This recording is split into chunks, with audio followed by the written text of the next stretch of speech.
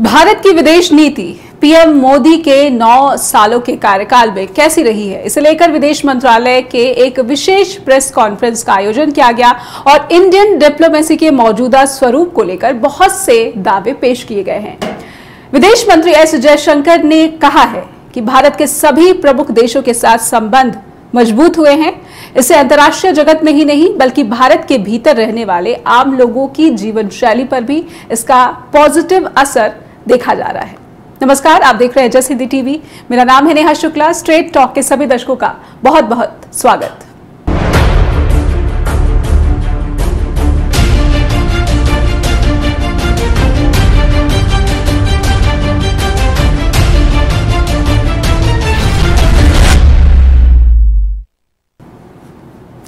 तो क्या 9 सालों में इंडियन डिप्लोमेसी का डंका बज चुका है? क्या 9 सालों में विदेश नीति से प्रभावित होकर दुनिया के तमाम प्रमुख देशों के साथ भारत के जो संबंध है मजबूत हुए हैं?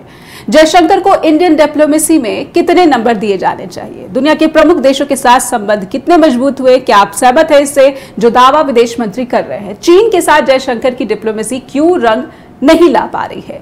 नेपाल के साथ संबंधों को लेकर उन्होंने जितने भी दावे किए हैं वो कितने सच है, कितनी सच्चाई उनमें है?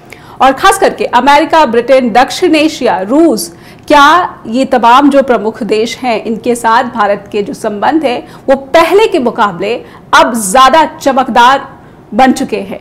समझेंगे, लेकिन उससे पहले कुछ सवाल है वो हम अपने दर्शकों के सामने रखना चाहते हैं और मैं चाहती हूँ कि ग्राफिक्स जो है सवालों का वो दर्शकों के सामने प्रस्तुत किया जाए और जो मुख्य बिंदु हैं विशेष प्रेस कॉन्फ्रेंस में जो जयशंकर ने प्रस्तुत किए हैं और दावा किया है कि कितना अब अंतर्राष्ट्रीय जगत में भारत की जो साख है, जो छवि है, वो कितनी दमदार हुई है। दुनिया के कई देशों का उन्होंने उदाहरण पेश किया और कहा कि उनकी अर्थव्यवस्था मजबूत करने में भी भारत अब पहले के मुकाबले अहम भूमिका निभा रहा है। उन्होंने कई देशों का नाम भी लिया। कोविड के दौरान जो भारतीय फंसे हुए थे विभिन्न देशों में, उनकी वतन वापसी में किस तरह से भारत ने जो सफलता हासिल की, इस बात का भी जिक्र किया। सूडान में फंसे हुए भारतीयों को कैसे निकाला गया, इसका भी क्रेडिट उन्होंने इंडियन डिप्लोमेसी को दिया है। यूक्रेन में फंसे भारतीय स्टूडेंट्स को किस तरह से निकाला गया, इसका क्रेडिट भी उन्होंने इंडियन डिप्लोमेसी को दिया है, चाहे वो यूएस हो, चाहे वो यूके हो।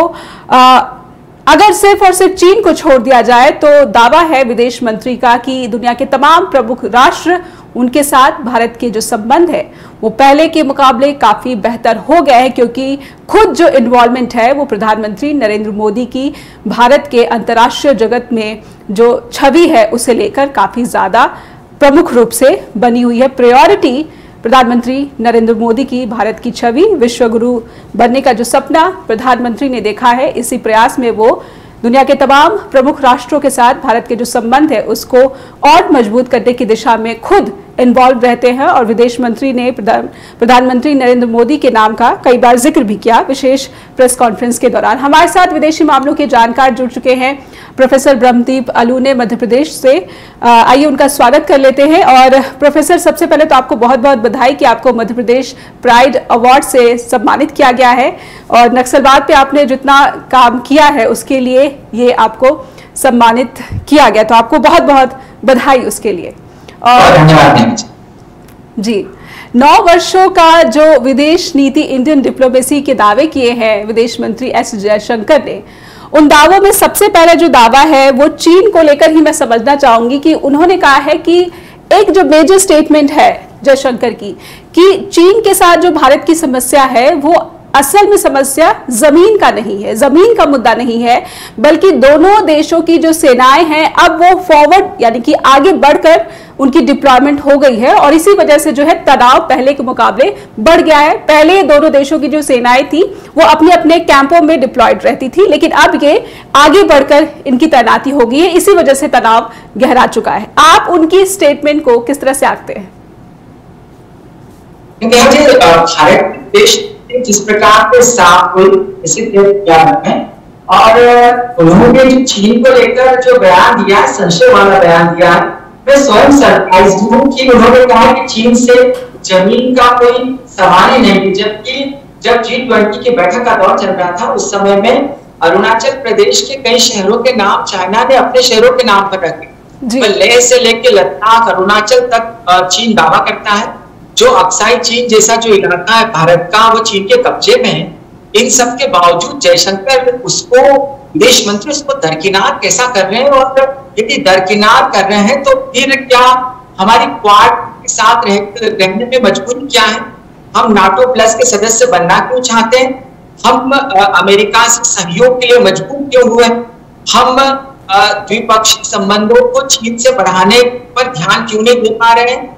हम हमारी जो भारत और चीन की जो सेना सीमा है उस पर इतना गहरा तनाव क्यों है? हमारे जो शीर्षस्थ नेता हैं, जो चाइना के राष्ट्रपति हो या भारत के प्रधानमंत्री, वो एक दूसरे से सामान्य से मिल क्यों नहीं पा रहे? जाहिर सी बात है कि भारत और चीन के बीच जो मूल विवाद है वो जमीन का ही विवाद है, और जमीन के विवाद को दरकिनार करने का जिस प्रकार से मैं तो कहूंगा साहस दिखाया है, और यह भारत की विदेश नीति के लिए बिल्कुल न्यायोचित नहीं है। नेहा जी, यानी ये बहुत ही आपत्तिजनक बात उन्होंने फिर से कह दी। इससे पहले उन्होंने कह दिया था एक इंटरव्यू के दौरान कि चीन क्योंकि बड़ी इकोनॉमी है इसलिए भारत खुलकर जो है इस तरह से स्टेटमेंट्स नहीं दे सकता, हम लोहा नहीं ले सकते चीन से। तो कहीं ना कहीं जो विदेश नीति चीन को लेकर मौजूदा सरकार की लगती है, इस पर एक गंभीर प्रश्न चिन्ह खड़ा होता है, और पूरा का पूरा ऐसा लग रहा है कि चीन कहीं ना कहीं इस मामले में फायदे में नजर आता है, अगर खास करके विदेश नीति मोदी सरकार की बात की जाए तो। देखिए नेहा जी, जो अमेरिकन थिंक टैंक है, इवन जो अमेरिका के सैटेलाइट्स हैं, वो स्पष्ट कर चुके हैं कि जो भारत की जमीन है उस जमीन के आसपास जो चीन है वो नए नए आधारभूत संरचनाएं खड़ी कर रहा है, भारतीय जो इलाके हैं उस पर कब्जे कर रहा है। और यह बहुत क्लियर हुआ है कि जो लेह और लद्दाख के कुछ इलाके, वहां पर चीनी सेना आगे बढ़ रही है। यहाँ पर आप ये भी समझेंगे कि जो हमारी सेना फिंगर 8 तक जाया करती थी, अब वो हमारी सेना फिंगर 4 तक जा रही है। इसका मतलब ये कि जमीन विवाद तो है, और यदि जमीन विवाद को भारतीय विदेश मंत्री दरकिनार करते हैं तो इसका मतलब यह है कि हम चीन के दावे के साथ खड़े होते हैं, जिसमें चीन ये कहता है कि भारत की जमीन पर हम कब्जा नहीं कर रहे, हम हमारी जमीन पर मौजूद है। तो इससे भारत और चीन के बीच भ्रम पैदा नहीं होगा, इससे दुनिया भर में भी यह संदेश जाएगा कि चीन भारत की सीमा पर कब्जा नहीं कर रहा है, वरन जो है सीमा पर तनाव। तो सीमा पर तनाव नहीं है नेहा जी, असल बात तो यह है कि चीन की जो सेना है वो भारतीय इलाकों में अतिक्रमण करना चाहती है, और जिनकी बात जो है दोनों देशों के बीच तनाव का मुख्य कारण भी है। मुझे भारतीय सेना का एक स्टेटमेंट याद आता है जिसमें यह दावा किया गया था कि चीन उन जगहों पर पेट्रोलिंग नहीं कर पा रही है, भारतीय सेना के जवान नहीं कर पा रहे हैं क्योंकि चीन का कब्जा उन जगहों पर हो गया है। तो कहीं ना कहीं बहुत से ऐसे पॉइंट्स भी, ऐसे रिपोर्ट सामने आई थी कि बहुत से ऐसे पॉइंट्स हैं जहां पर इंडियन आर्मी पेट्रोलिंग नहीं कर पा रही है, यानी जहां पर पेट्रोलिंग कर पा रही थी, जो भारतीय हिस्सा था जहां पर गश्ती हो पा रही थी, वो अब चीन की वजह से, चीन की विस्तारवादी नीति की वजह से हमारे कब्जे से, हमारे कंट्रोल से बाहर हो गई है। और अगर ऐसे में विदेश मंत्री का ये बयान कि फॉरवर्ड डिप्लॉयमेंट की वजह से ये तनाव बना हुआ है, कितना बड़ा आघात भारत के लिए अंतर्राष्ट्रीय स्तर पर। देखिए नेहा जी, बिल्कुल सही, आपका सवाल बिल्कुल जायज है, इसलिए भी क्योंकि यदि भारत और चीन के बीच कोई तनाव नहीं है तो हम पर्यटकों के लिए लेह और लद्दाख का जो इतना सुंदर इलाका, इसको खोल क्यों नहीं देते? हम जो अरुणाचल प्रदेश के जो दूर दराज के इलाके हैं, उन इलाकों को, चीन से लगते जो इलाके हैं, उन इलाकों पर बढ़िया से दुनिया भर के जो देश, जो लोग हैं वो जाए, भारतीय पर्यटक जाए, वहां पर जो जैसे भी घूमे। तो फिर वो ऐसे समय में जब हम सब जानते हैं कि अरुणाचल प्रदेश के कई जो इलाके, वहां पर तवांग को आप ले ले, तवांग में जब विदेश मंत्री का दौरा होता है, रक्षा मंत्री का दौरा होता है, प्रधानमंत्री का दौरा होता है, तो इस पर चीन सवाल उठाता क्यों है? तो यदि चीन को हम क्लीन चिट दे देंगे कि भारत और चीन के बीच सीमा विवाद नहीं है, तो चीन का वैश्विक दावा यह मजबूत होगा कि भारत की जमीन पर हम क्लेम नहीं कर रहे, वरन वो हमारी जमीन है। फिर ऐसे में क्या होगा कि जो अक्साई चीन का जो इलाका है, जो कश्मीर का इलाका है, जिसको पाकिस्तान ने अवैध तौर पर चीन को दे रखा है, तो क्या हम उस दावे को गलत ठहरा रहे हैं? वास्तव में जयशंकर जितने इंटेलेक्चुअल विदेश मंत्री है, तो चाइना को लेकर जो उनका दावा आया है नौसेना की उपलब्धियों पर, वो समझ से परे है। और कम से कम उनसे ये अपेक्षा तो नहीं की जा सकती कि वो इतने गंभीर मुद्दे पर इस प्रकार का बयान दे सकते हैं। नेहा जी, तो इंडियन डिप्लोमेसी का विदेशों में अंतर्राष्ट्रीय स्तर पर कितना डंका बजा है, जितना दावा किया जा रहा है विदेश मंत्री जयशंकर के हवाले से, इसमें कितनी सच्चाई है, यही टटोलने की हम कोशिश कर रहे हैं। आज स्ट्रेट टॉक के जरिए हमारे साथ प्रोफेसर ब्रह्मदीप अलूने बने हुए हैं, उनसे बातचीत आगे बढ़ाते हैं। प्रोफेसर, एक स्टेटमेंट मैं चाहती हूँ कि आपको पढ़कर सुनाऊं जो जयशंकर का है। उसमें उन्होंने ये दावा किया है कि हमारे जो रिश्ते हैं वो नेपाल, बांग्लादेश, भूटान, श्रीलंका और मालदीव, म्यांमार सबके साथ मजबूत हुए हैं। लेकिन एक भूटान की भी मुझे स्टेटमेंट याद आ रही है कि वहां पर भी जो प्रधानमंत्री उन्होंने ये कहा था कि अब ये चीन का भी उन्होंने जिक्र किया था कि इनकी भी भागीदारी जो है वो जरूरी हो जाती है। खासकर एक कोको द्वीप का जो मसला है, ये भी एक, मैं इस पर भी ध्यान आकर्षित करना चाहूंगी आपका। ये बहुत सारे ऐसी बातें बीच बीच में आई हैं जो कि विदेश मंत्री के दावों पर उंगली उठाती हैं। आप किस तरह से देखते हैं पड़ोसी मुल्कों के साथ जो हमारे संबंध हैं भारत के, ये पिछले 9 वर्षों में कैसे रहे हैं, पहले पिछली सरकारों के कार्यकाल के अगर हम तुलना करें तो? देखिए नेहा जी, जहां तक कोरोना डिप्लोमेसी की बात है या कोविड के टीकों की बात है, तो उसको लेकर जो हमारी सरकार है उन्होंने बेहतरीन काम किया है। न केवल पड़ोसी देशों में लेकिन दुनिया भर के देशों में जो मानवीय मदद पहुंचाई है वो उसकी तारीफ की जानी चाहिए। लेकिन यदि आप द्विपक्षीय संबंधों की बात करते हैं, देखिए वो एक मानवीय पहलू था और मानवीय पहलू को दुनिया ने कितना माना है, दुनिया ने कितना जाना, ये उन राष्ट्रों पर डिपेंड करता है। लेकिन आप यदि द्विपक्षीय संबंधों की बात लें तो इन 9 सालों में हमारे जो पड़ोसियों से संबंध है बहुत अच्छे हुए। ये कहना इसलिए कठिन है क्योंकि आप देख लीजिए कि श्रीलंका का जो अधिकांश इलाका है, हम्बनटोटा से लेकर बहुत सारे जो इलाके हैं, कोलंबो है, वहां पर चीन का कब्जा तो हुआ है। वहां पर मंदानी सिखाई जा रही है। चीन के कर्ज के जंजाल में पूरी तरीके से श्रीलंका को जकड़ लिया गया है। आप मालदीव को ले लें तो मालदीव में भारत विरोधी जो ताकत वो लगातार काम कर रही है, भारत विरोधी नारे लग रहे हैं। आप यदि बांग्लादेश को ले लें तो बांग्लादेश से शेख हसीना के रहते भारत के संबंध हमेशा अच्छे रहे, इसलिए शेख हसीना के कार्यकाल को कुछ खास कहा नहीं जा सकता। पाकिस्तान से हमारे संबंध बेहद खराब है। जो भूटान है, भूटान को लेकर तो देखिए बड़ी दिलचस्प बातें हुई है कि 2017 में डोकलाम को लेकर भारत और चीन की जो सेनाएं थी आमने सामने थी, क्योंकि भूटान की सुरक्षा तो भारत करता है।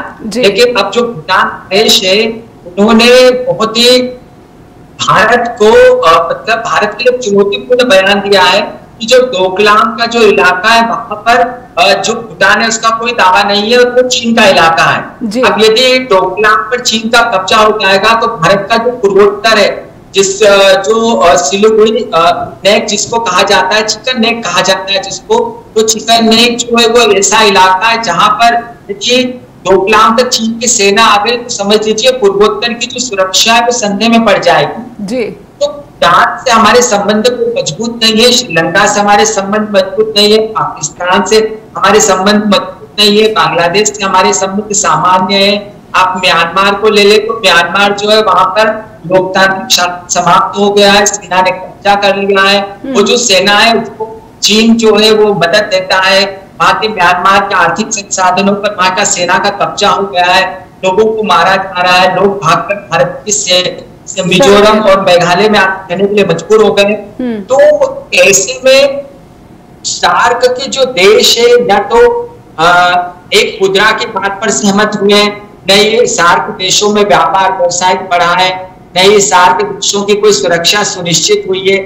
तो ऐसे में जी आप ये कहना चाहते हैं कि जो भारत के पड़ोसी मुल्क है वहां पर भारत का प्रभुत्व कम हुआ और चीन का प्रभुत्व बढ़ गया है इन 9 सालों में। खास करके अगर हम बात करें तो 9 वर्षों के दौरान ऐसा दिख रहा है कि चीन का प्रभुत्व बढ़ा और भारत का प्रभुत्व जो है, पहले जो मैत्री संबंध थे वो थोड़ा सा जो है बैकफुट पे दिख रहा है। देखिए नेहा जी, बिल्कुल आंकड़े और तथ्य इस ओर संकेत करते हैं। आप देखिए कि चीन और श्रीलंका का व्यापार बढ़ा है, चीन और बांग्लादेश का व्यापार बढ़ा है, चीन का पाकिस्तान से व्यापार बढ़ा है, चीन का मालदीव से व्यापार बढ़ा है और व्यापार ही नहीं बढ़ा है, सामरिक तौर पर इन राष्ट्रों से साझेदारी बढ़ गई है, इन सभी देशों की बढ़ गई है। और समुद्र में हिंद महासागर को लेकर इन सभी अधिकांश राष्ट्रों में जो चीन ने उन राष्ट्रों के बंदरगाहों पर कब्जा कर लिया है। आप देखिए कि हमारे लिए बड़ी विकट स्थिति हो गई जब चीन का जो नौसैनिक जहाज था जो खोजी अभियान पर निकला था और उसकी नजरें जो थी भारत के सामरिक ठिकानों पर थी, और इसके लिए भारत को बहुत परेशान होना पड़ा। भारत ने श्रीलंका से अपना विरोध जताया, उसके बावजूद हम्बनटोटा बंदरगाह पर चीन का जहाज आ गया था। तो ऐसे में हम कैसा कह सकते हैं कि चीन से जो भारत के पड़ोसी देश है उनसे हमारे संबंध बहुत अच्छे हुए। दरअसल इस बात में हमारे जो संबंध है पड़ोसी देशों से वो बहुत चुनौतीपूर्ण है, और इस चुनौती से आने वाले समय में हमको जूझना पड़ेगा, और जूझ रहे हैं हम। इसलिए हम ये नहीं कह सकते कि पड़ोसी देशों से हमारे संबंध बेहतरीन है।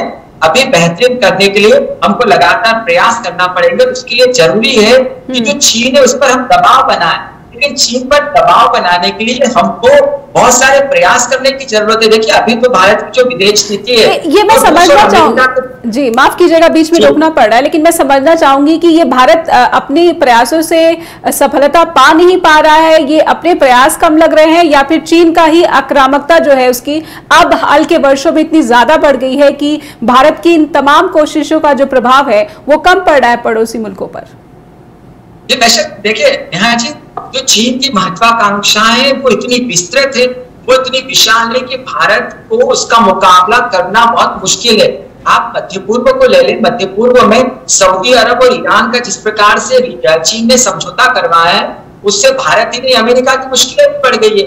अब ऐसे में जो चाबहार बंदरगाह है जिसको लेकर भारत और ईरान के बीच मजबूत संबंध हो रहे थे, और हम सोच रहे थे कि ग्वादर में जो पाकिस्तान और चीन की भागीदारी उसको हम रोक देंगे, लेकिन अब ईरान और सऊदी अरब जब एक मंच पर आ गए तो भारत के लिए कुछ ज्यादा अवसर बचे नहीं है।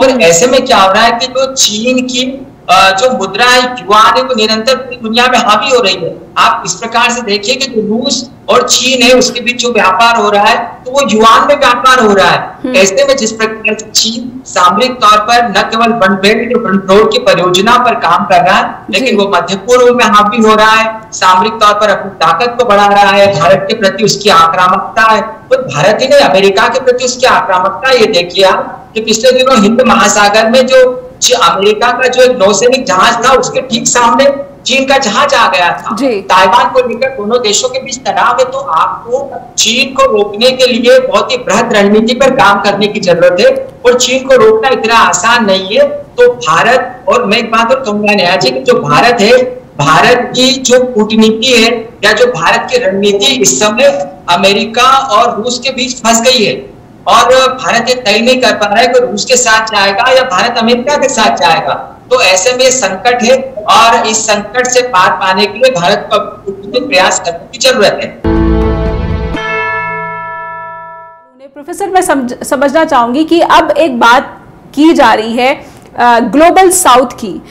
अपनी स्टेटमेंट में उन्होंने जिक्र किया कि हम लगभग 78 देशों में जो भारत है वहां की अर्थव्यवस्था को डेवलप करने में एक अहम भूमिका निभा रहा है। तो इंडियन डिप्लोमेसी का ये जो सेक्टर है, इधर जो काम किया जा रहा है, यहाँ जो पैसा लगाया जा रहा है, इसे आप किस तरह से आंकते हैं?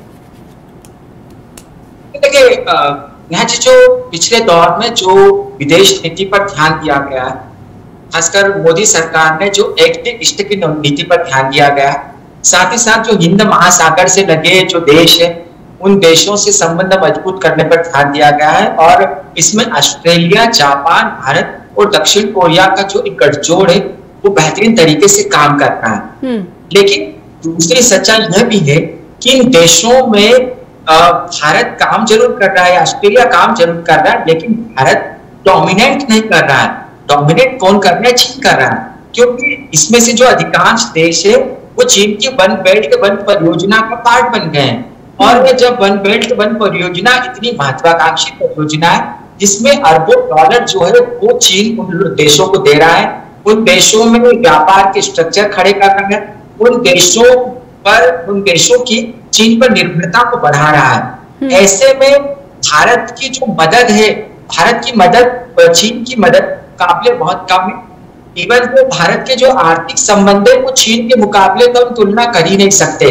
क्योंकि चीन का जो बाजार है वो बहुत बड़ा बाजार है, और चीन के बाजार न केवल दुनिया के अन्य देशों पर कब्जा कर रखा है, लेकिन बाजार पर भी चीन के उत्पादों का कब्जा है। तो जब हम भारत के बाजारों पर चीन के उत्पादों कब्जे की समस्या से निजात नहीं पा रहे हैं, तो ऐसे में हम ये नहीं समझ सकते कि जो सस्ता माल है पूरी दुनिया के बाजारों को भारत उपलब्ध करा पाएगा। कुछ चीजें हो सकती है जिसमें हम आगे हो सकता है कि हम चाय में आगे हो सकता है कि हम शक्कर में आगे हो सकता है कि हम कंप्यूटर या टेक्नोलॉजी में आगे हो, लेकिन इसका मतलब ये नहीं है कि हम चीन के सस्ते बाजार को या चीन का जो सस्ते उत्पाद है उसको चुनौती देने जा रहे हैं। दरअसल भारत के जो बाजार है वो न तो अपने इतने परिपक्व है और न ही हम इतना दुनिया भर को निर्यात कर रहे हैं। यदि हम दुनिया को ज्यादा निर्यात करने लगे तो हम कह सकते हैं कि हम आर्थिक तौर पर चीन को पीछे छोड़ सकते हैं, लेकिन हकीकत तो यह है कि भारत आयात करता है। हकीकत तो यह है कि भारत दुनिया भर से हथियार खरीद रहा है। हकीकत तो यह है कि हम मेड इन इंडिया की बात करें, मेक इन इंडिया की बात करें, बहुत सारे जो नई नई चीजें, लेकिन उसके बावजूद हमारी नजरें जो होती है दुनिया के बाजारों पर होती है, दुनिया की कंपनियों पर होती है। तो इसलिए चीन और भारत के उत्पादों की तुलना करना या चीन या भारत की आर्थिक ताकत का जो तुलना करना ये बेईमानी होगा। जी, अब मैं ये भी समझना चाहूंगी कि एक और दावा है जयशंकर का, वो है ऑयल डिप्लोमेसी। जब रूस और यूक्रेन का युद्ध शुरू हुआ, इस दौरान पूरी दुनिया में जो है तेल की कीमतों की वजह से अर्थव्यवस्था को एक भारी नुकसान पहुंचा, और जयशंकर ने यह दावा किया है कि ये सिर्फ और सिर्फ इंडियन डिप्लोमेसी का ही असर है कि रूस से तेल आयात करता रहा और उसके बावजूद उसे यूरोपीय देशों को भी देता रहा, और फिर भी जो है उसके संबंध है दुनिया के प्रमुख जो राष्ट्र हैं, चाहे वो यूरोपीय यूनियन के देश हो, चाहे वो ब्रिटेन हो, चाहे वो अमेरिका हो, इनके साथ अभी भी पहले के मुकाबले बल्कि ज्यादा बेहतर हुए हैं। आप भारत की जो डिप्लोमेसी है, अगर तेल की बात की जाए तो क्या इसे सक्सेसफुल कहेंगे? जी देखिए, किसी भी देश की जो डिप्लोमेसी होती है वो राष्ट्रीय हितों पर निर्भर होती है, और इस बात में कोई इस बात को कहने से परहेज नहीं करना चाहिए या गुरेज नहीं होना चाहिए कि जो ऑयल डिप्लोमेसी उसमें जो भारत ने किया है वो बहुत ही ऐतिहासिक है और बहुत ही यथार्थवादी डिप्लोमेसी का परिचायक भी है। और इसलिए भी क्योंकि दुनिया में जिस प्रकार से रूस को दरकिनार किया गया यूरोपियन देशों ने, तो वहां पर भारत ने ऑयल को जिस प्रकार से बेच के पैसा बनाया है, हो सकता है कि ये जो भारत की आदर्श और मूल्यों की विदेश नीति जो हुआ करती थी उसके इतर हो या उसके विपरीत हो, लेकिन हकीकत तो यह है कि राष्ट्रीय हित की दृष्टि से या पैसा बनाने की दृष्टि से भारत ने इस दिशा में बेहतरीन काम किया है, और निसंदेह इसको भारत से आर्थिक लाभ भी हुए हैं। और यह भारत का एक दुस्साहसिक कदम था, इसके बावजूद भी यूरोप के देश नाराज हो सकते थे, लेकिन भारत ने यह जो कदम उठाया तो ये बहुत ही दिलचस्प कदम है और इसे सफलता के तौर पर अर्जित करना चाहिए, यह कहने में मुझे कोई हर्ज नहीं। नेहा जी जी, एक और सवाल, क्योंकि आपने मध्य पूर्व का भी जिक्र किया, और जब हमने देखा कि कश्मीर में जब G20 समिट हुआ था तो वहाँ पर एक अहम देश, कई मुस्लिम देश नहीं आए थे, क्योंकि कश्मीर का मसला जो कि पाकिस्तान लगातार उठाने की कोशिश कर रहा है, जिसमें चीन उसका साथ दे रहा है, इसमें हमने देखा कि मिस्र ने भी पार्टिसिपेट नहीं किया, और सऊदी अरब की तरफ से भी जो है पार्टिसिपेशन नहीं हुई। तो कहीं ना कहीं मध्य पूर्व में अगर हम देखते हैं तो पाकिस्तान और चीन का जो दबदबा है वो भारत पर भारी पड़ रहा है। मेरे ख्याल इन 9 सालों को हमको दो दृष्टि से देखना चाहिए। एक तो मोदी जी की विदेश यात्रा है, उनके जो प्रयास है, आर्थिक तौर पर भारत कितना हासिल कर सकता था, एक तो यह दृष्टि होना चाहिए इन 9 सालों में। और जो दूसरी बात यह है कि इन 9 सालों में हासिल कर क्या पाए तमाम कोशिशों के बावजूद। बिल्कुल। तो देखिए, सुरक्षा परिषद के स्थायी सदस्य हम बन नहीं पाए हैं, इसलिए ये नहीं कह सकते कि हमने बहुत बड़ी उपलब्धि हासिल कर ली क्योंकि हमको सुरक्षा परिषद का सदस्य बन जाना था, वो बन नहीं पाए हम। दूसरी बात क्या है कि जो चीन है उसकी जो कोरोना या कोविड को लेकर जो उसके यहाँ से विषाणु या जो जीवाणु आए थे उसको लेकर भारत ने उसकी मुखर आलोचना कभी नहीं की, जबकि ऑस्ट्रेलिया ने उसके खुले तौर पर उसके सामने खड़ा हो गया था। तो हम वहां पर हमने ऐसा नहीं किया। सीमा विवाद को लेकर भी चीन पर हम डायरेक्ट हमला करने से बचे, इसके बावजूद कि हमारी जो सेनाएं थी वो आमने सामने थी। तो मोदी जी के प्रयास तो इन 9 सालों में बेहतरीन रहे हैं, लेकिन जो दुनिया में राजनीति में जो बदलाव आए हैं, इवन जो ट्रंप है एक दक्षिणपंथी राष्ट्रपति जाने के बाद जो उदार बाइडेन आए, और बाइडेन ने आने के बाद जो पाकिस्तान हथियार दिए, और दूसरी बात यह भी कि भारत की जो भौगोलिक स्थितियां ऐसी है कि भारत को तटस्थ रहने पर मजबूर करती है। तो भारत ने कोशिशें की है, मोदी जी ने कोशिशें की है, लेकिन वो कोशिश से कामयाब नहीं हुई है, यह हमें स्वीकार करना चाहिए। नेहा जी। प्रोफेसर, मैं समझना चाहूंगी कि एक तो आपने जिक्र किया कि संयुक्त राष्ट्र सुरक्षा परिषद में भारत की लगातार कोशिशों के बावजूद जो है हम एक स्थायी सदस्य बन पाने में नाकाम रहे हैं। पड़ोसी मुल्कों पर भी आपका आकलन हमने देख लिया, मध्य पूर्व का भी हमने जिक्र कर दिया, कश्मीर को लेकर भी हमने बातें समझी, लेकिन मैं समझना चाहूंगी कि अखंड भारत का जो मैप लगा दिया गया है नई संसद में, और इसको लेकर जो तमाम देश जो पड़ोसी मुल्क हैं हमारे वो आपत्ति जता रहे हैं, तो इसमें भौगोलिक परिस्थितियों से इस नई डेवलपमेंट को आप किस तरह से आंक रहे हैं प्रोफेसर? बड़ा दिलचस्प सवाल है, और देश जी ये बड़ा दिलचस्प सवाल है, और देश नीति के लिए इस बात को पूछना भी चाहिए था। देखिए, जो नई संसद है वहां पर एक भित्ति चित्र लगा जिसमें अखंड भारत की परिकल्पना है। दरअसल जो अखंड भारत है वो भारतीय उपमहाद्वीप की वह परिकल्पना है जिसमें भारतवर्ष और भारतवर्ष की जो परिकल्पना है वो भारतीय उपमहाद्वीप कई देशों पर केंद्रित है।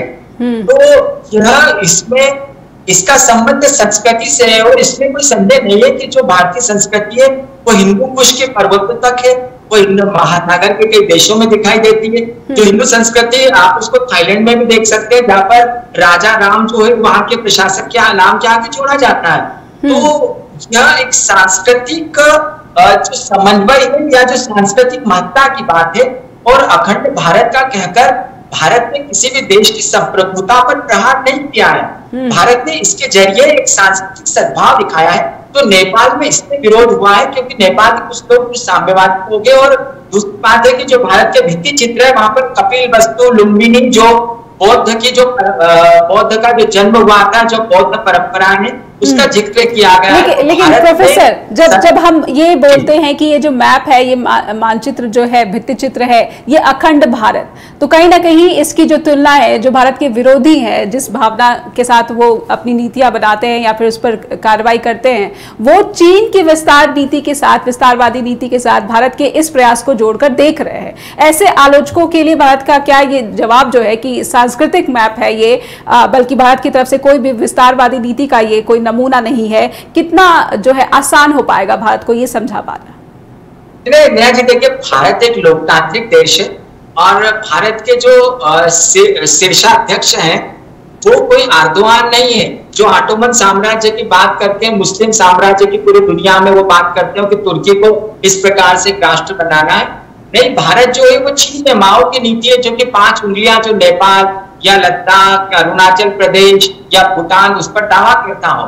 तो भारत की जिस प्रकार से 1947 के बाद भारत ने सभी देशों की संप्रभुता का सम्मान किया है, न केवल सम्मान किया लेकिन भारत ने पड़ोसी देशों के लिए उनकी सुरक्षा, उनके जो सीमाएं, उनकी सुरक्षा भी की है, चाहे नेपाल से 1950 की संधि ले ले या भूटान से आप समझ लें। तो ऐसे में ये जो राष्ट्र है, इसके कुछ पॉलिटिकल पार्टी जो है प्रोपेगेंडा के बतौर, जैसे ओली जैसे जो लोग हैं, ओली जैसे लोग इसको प्रचारित कर सकते हैं, लेकिन अखंड भारत का वहां पर जो प्रदर्शन किया गया संसद में वह एक सांस्कृतिक प्रदर्शन है। उससे न तो बांग्लादेश की संप्रभुता को हमने चुनौती दी है, न नेपाल की संप्रभुता को दी है, न पाकिस्तान के, हमने तो पाकिस्तान के हड़प्पा जो इसका जिक्र भी है। और यह हकीकत भी है कि जो एक दौर में जो अखंड भारत है वो इन तमाम इलाकों में फैला हुआ था।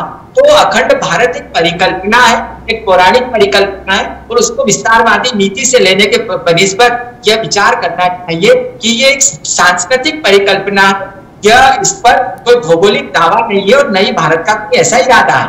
नेहा जी। जी बिल्कुल। अब मैं समझना चाहूंगी अमेरिका का। हमने देखा है कि मौजूदा विश्व, जिसे कि ये भी कहा जा रहा है कि पूरा का पूरा जो विश्व है वो संक्रमण काल से गुजर रहा है और कई जो है पावर सेंटर निकलकर सामने आ रहे हैं और भारत भी में से एक है। अमेरिका का साथ कितना ज़रूरी लगता है आपको भारत के लिए, या फिर अमेरिका के लिए ये साथ कितना ज़रूरी है? और जिस विदेश नीति पर जयशंकर चल रहे हैं, क्या राष्ट्रहित में ये आगे बढ़ रहा है या फिर ज़्यादा फायदा अमेरिका के हवाले जो है दिया जा रहा है? देखिए नेहा जी, जिस प्रकार से आज भारत जहां पर खड़ा है वहां पर हम रुको और देखो के नीति पर नहीं चल सकते और हम रूस और अमेरिका के बीच फंसे हुए भी नहीं रह सकते। हम रूस पर इसलिए भरोसा नहीं कर सकते क्योंकि 1962 में जब चीन ने भारत पर हमला किया था उस समय रूस ने हथियार देने में डिले कर दिया था और अंततः यदि अमेरिका ने भारत को हथियार नहीं पहुंचाए होते तो जो चीन की सेना है वो कोलकाता तक लगभग आ चुकी होती। तो ऐसे में भारत और अमेरिका का जो सहयोग है न केवल प्रासंगिक है, न केवल यथार्थवादी सच है, लेकिन भारत की आवश्यकता भी है, भारत को उस ओर बढ़ने की जरूरत भी है।